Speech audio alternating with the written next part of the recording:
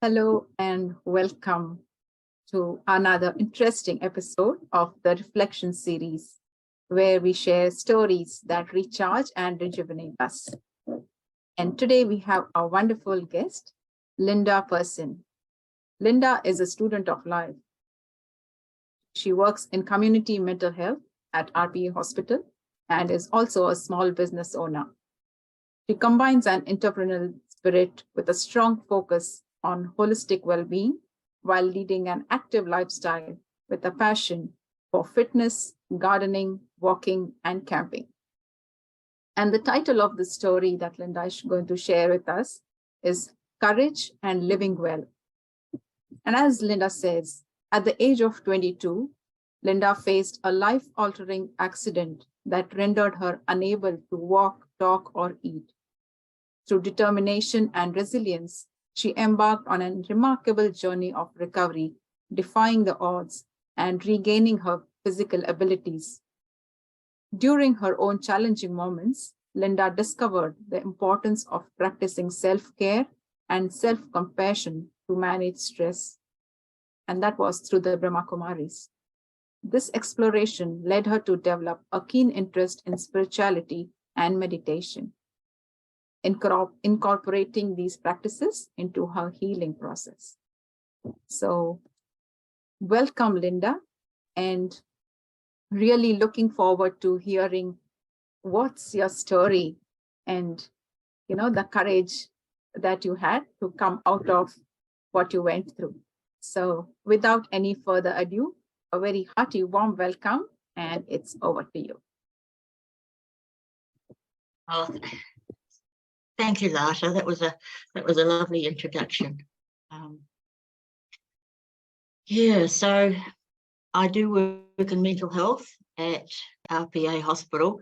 It's such a fantastic opportunity for anybody at any stage. So I work with people who really aren't very well, and I get a chance to help them find some inclusion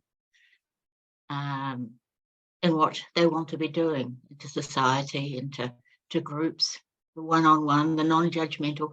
It's the things that I try and practice in my own life, but I get a chance to do it where I have to be very real, because people can see through you straight away if you're not having a good day, if you start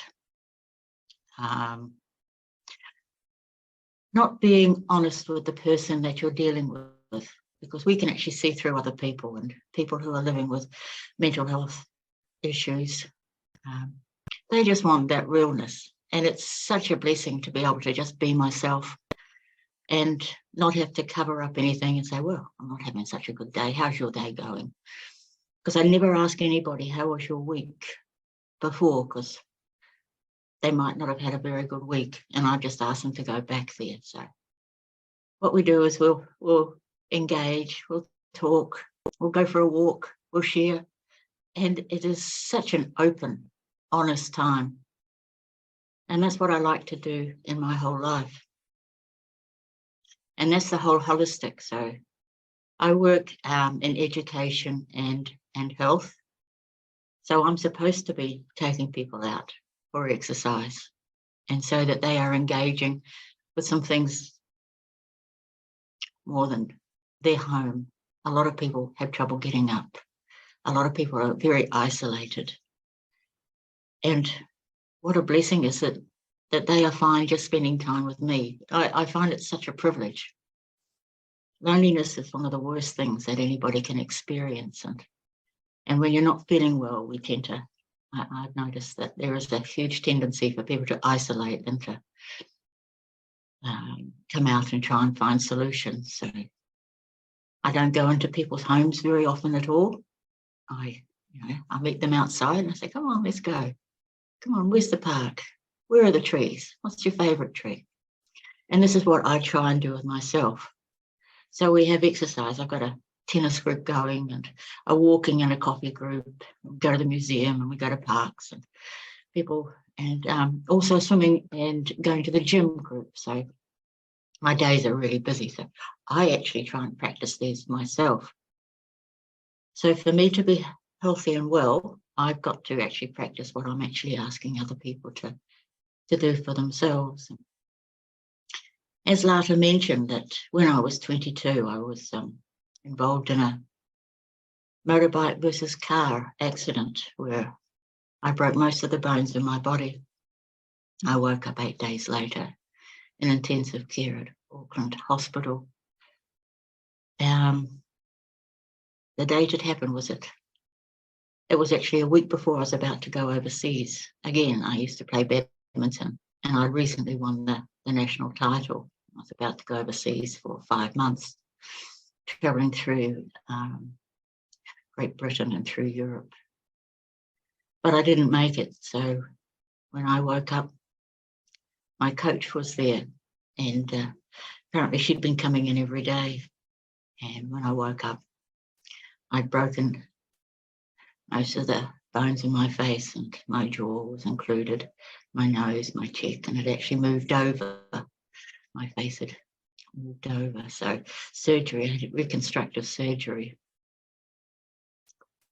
And I was given an alphabet board, and I started to write things. I wasn't going to go on that trip. And over time, I'd broken bones in my back and bones in my legs, my femur, my arms. So I made a pretty good job, and I was told I'd never walk properly again. I'd never be the same. They said it was brain injury, but luckily it really wasn't a permanent thing. That I'd had a concussion. I was unconscious, so that's a brain injury. So what happened was I worked very, very hard on getting myself fit and healthy again, and that was my whole focus. Not on my emotional, my mental health, but my physical health. So over time, there was this whole thing about in New Zealand, and I think it's well practiced in Australia, that you get up and get on with it. You're alive. So, and there was not much self-reflection, which is why I actually like this title, reflection. So it's only been in the last sort of 20 years, or maybe just beforehand, that I'd started my self-reflection as to what had actually happened in my life, what had changed, and what had changed in me, and was I who I wanted to be, and was I on the track to where I wanted to be going. And some of it was okay. I'd done a lot of healing. So 10 years ago, I ran a marathon. I played badminton again. I went back off to Europe, even though I'd been told I'd never walk properly again, I'd never be well again. So it's just, I kind of think that it's really quite interesting what people will tell you from the history of other people's experiences, that they haven't got on so well. So maybe you won't either. But I think when we have that, then we find out what we can actually do. And this is what I've been doing ever since. So the rehab goes on every day. And every day I put in lots of things to help myself. And I start off my day with meditation. If I don't start off my day with meditation, I don't start off on a positive note, which is why at the end of my day, I also have to finish off my day with a bit of reflection and meditation. I have to be going forward. So the next thing I'll do is I'll think about my walk in the morning and getting up in the morning. And in the first light, I'm out there and I'll go for a walk. And I'll do my to-do list. Everyone does their to-do list. I get to tick off things. There have been times when I haven't been able to tick off very many at all. So I didn't do it for very long. So now I'm more accountable to myself. And the idea is to get up and keep moving. And this is what I do every day. I drink at least 2.5 litres of water a day. I get the sunlight. I get exercise. I have to get exercise. My job makes me as well. But the rest of the time, I like to be active. I've just missed out on knee surgery. Apparently, I'm going to have back and hip surgery as well in the future. But I'm in touch with my orthopedic specialist, and I'm doing well at the moment. I'm running again. I did stop running. I didn't think I'd run again. It's the rehab. The rehab is a lifelong thing. And it's not just the physical, it's the emotional.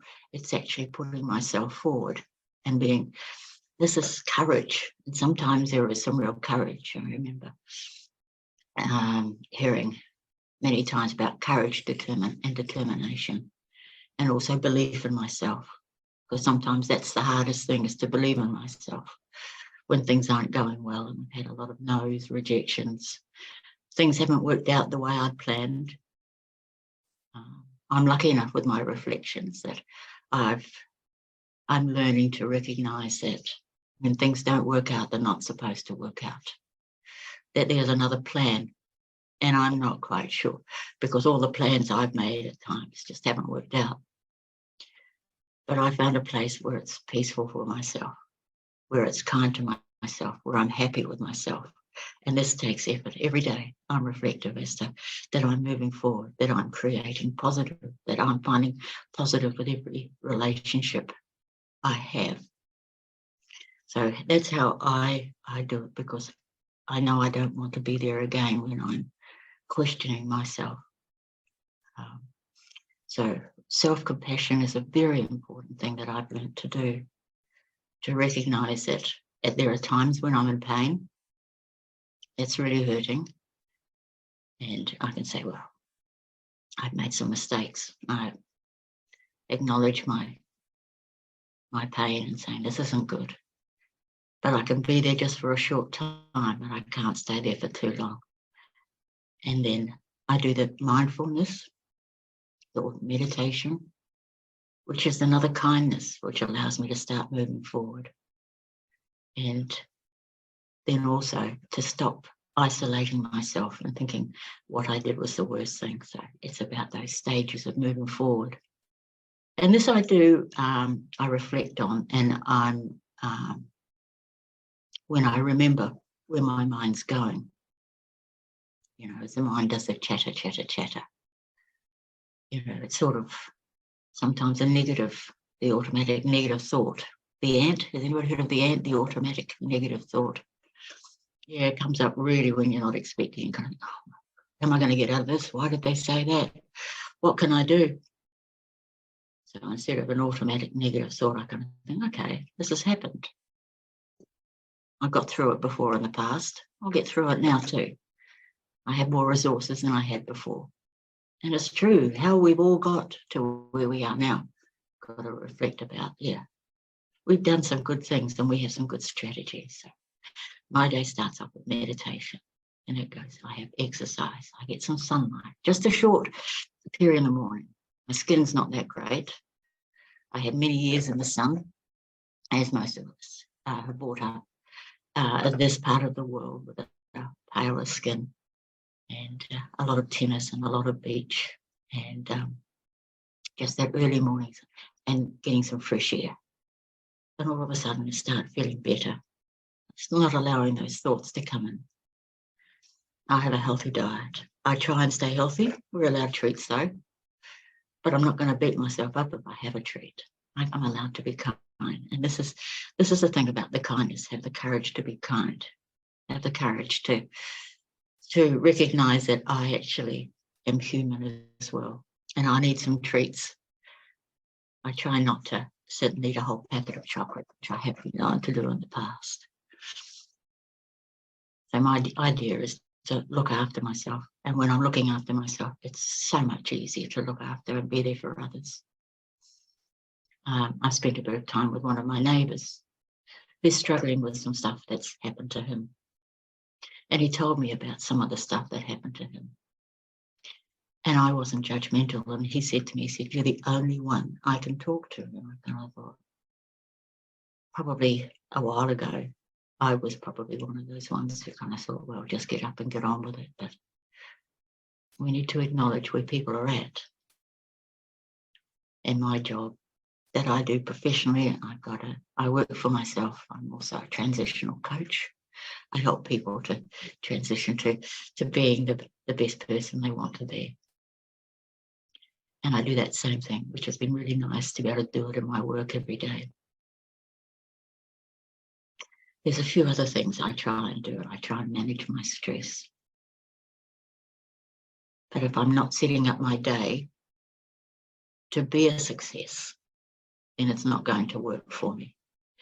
So again, I like my sunshine, like my water. But I do a to-do list and I tick off. When I'm ticking them off, I know I'm going forward. Maybe I don't get them all done. Sometimes I'm a bit ambitious, and that's all right.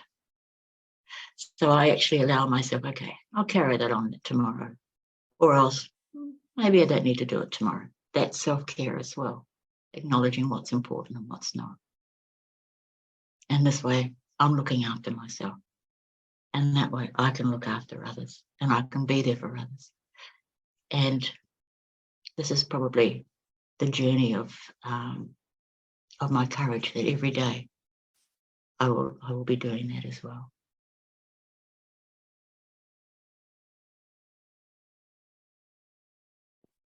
Beautiful.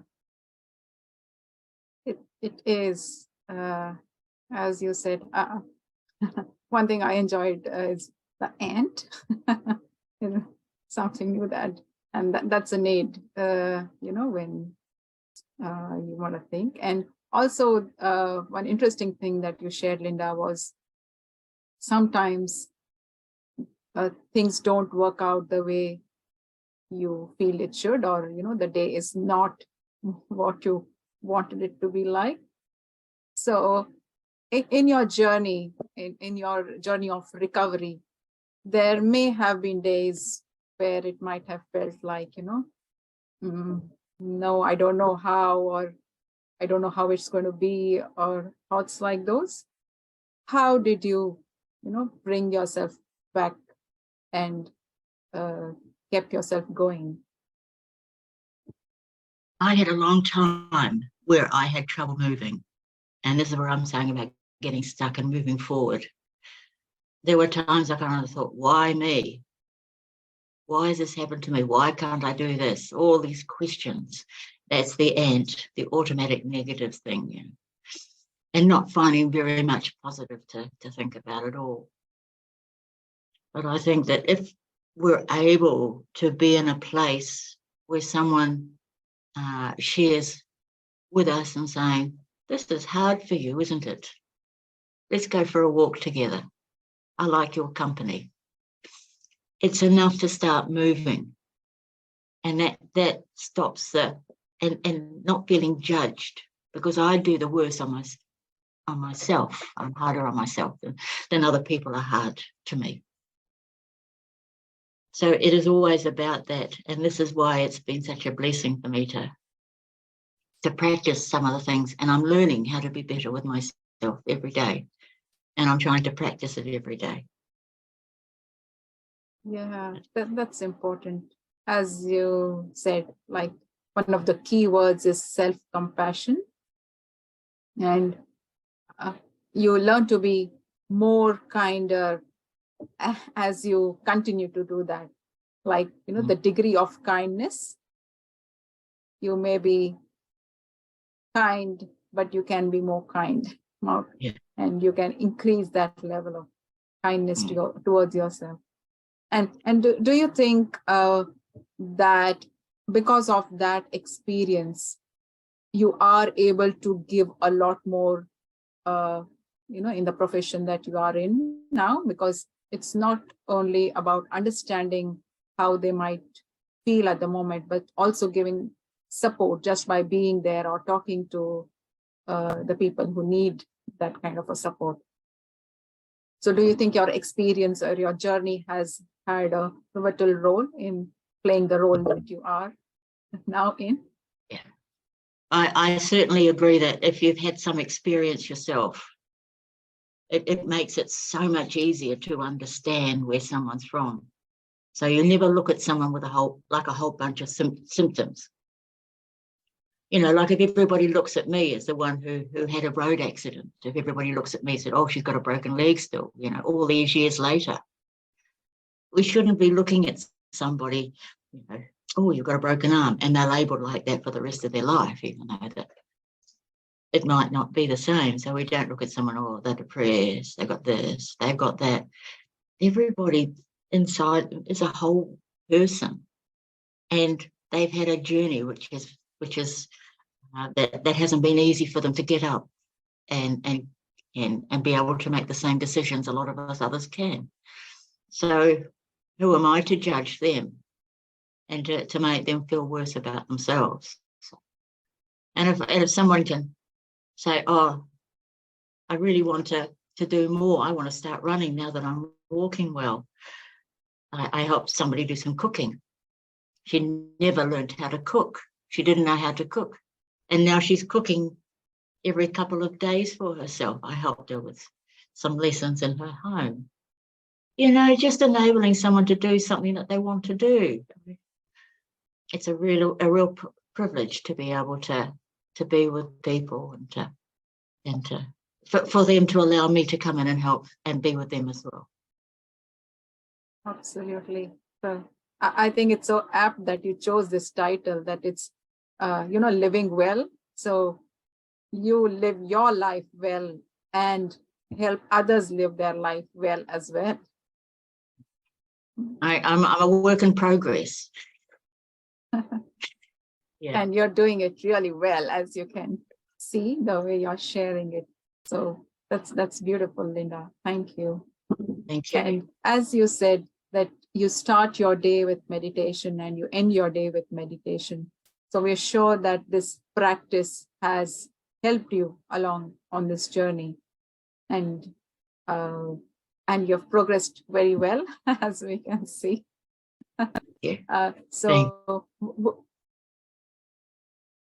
Would you be happy to kind of guide our viewers to have an experience of some meditation as well by speaking your commentary? Oh, thank you. I would love to. Thank you. Just a couple of minutes. Right. Thank you. 5 minutes, yes. Thank you.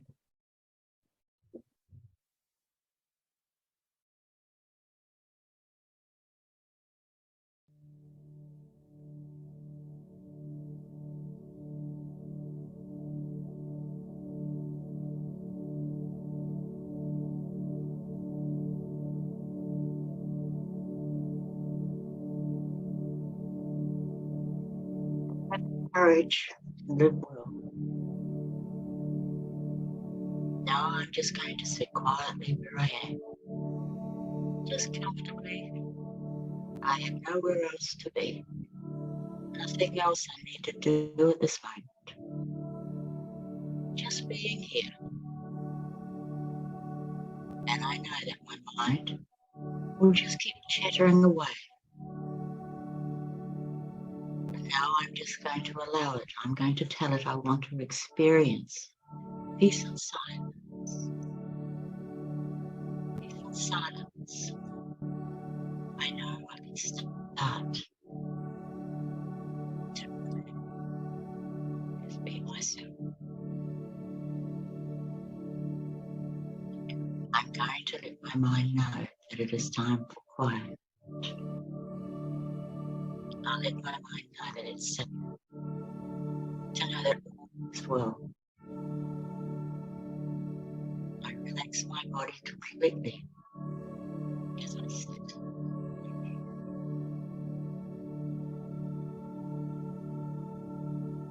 In my silence, I just sit with myself and know this is time just for me. It is only for a few minutes. I allow myself just to be here, just in this moment.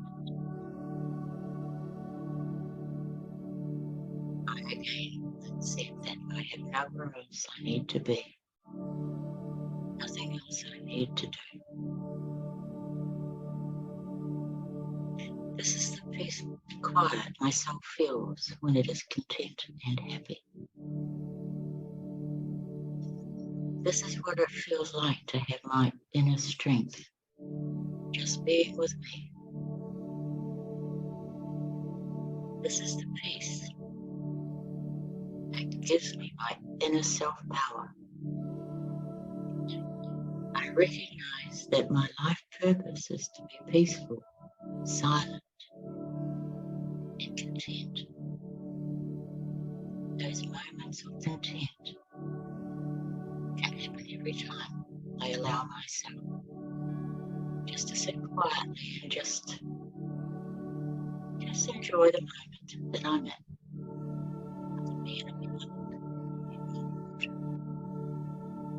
I can just be sitting at my desk quietly, just looking at a picture on the wall.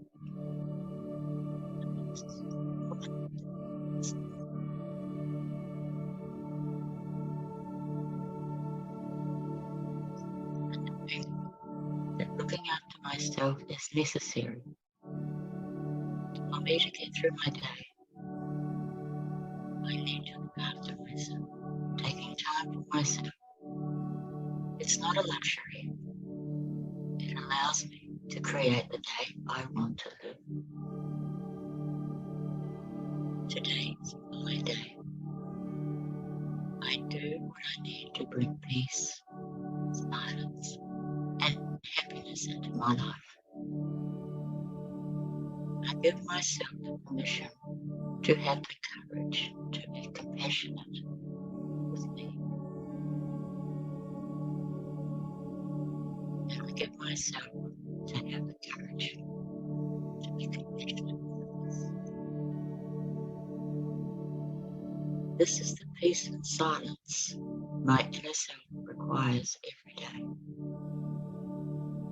Every day, I can be quiet and peaceful and content with myself.